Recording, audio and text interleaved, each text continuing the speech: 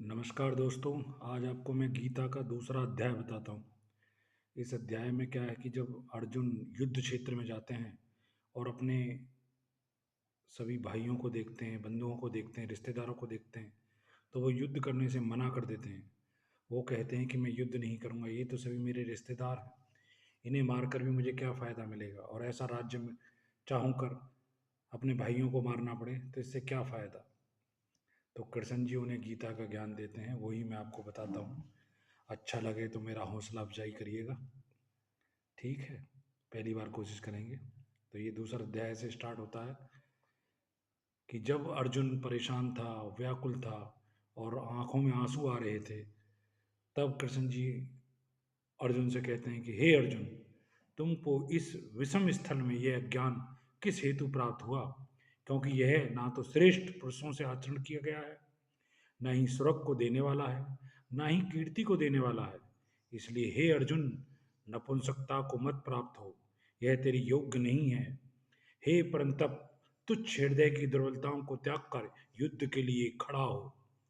तब अर्जुन बोले कि हे मधुसूदन, मैं रणभूमि में भीष्म पितामह और द्रोणाचार्य के प्रति किस प्रकार बाणों से युद्ध करूंगा, क्योंकि हे हरिसूदन, वे दोनों ही पूजनीय हैं। इसलिए इस महानुभाव गुरुजनों को ना मारकर इस लोक में भिक्षा अन्न भी भोगना कल्याणकारक समझता हूँ, क्योंकि गुरुजनों को मारकर भी इस लोक में रुधिर से सने हुए अर्थ और काम रूप भोग को ही तो भोगूंगा, और हम लोग यह भी नहीं जानते कि यह हमारे लिए क्या करना श्रेष्ठ है, अथवा यह भी नहीं जानते कि हम जीतेंगे या हमको वे जीतेंगे।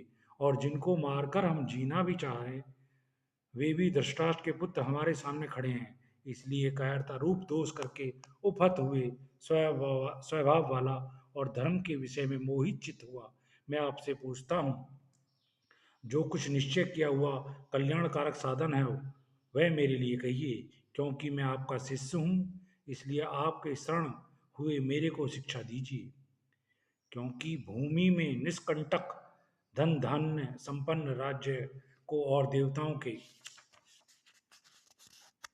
स्वामी पने को प्राप्त होकर भी मैं उस उपाय को नहीं देखता हूँ जो कि मेरी इंद्रियों के सुखाने वाले शोक को दूर कर सके। ऐसा कह के वो अपनी मायूसी को, अपनी डाउट को कृष्ण जी से कहता है। तब कृष्ण जी उसे बताते हैं कि उसे क्या करना चाहिए।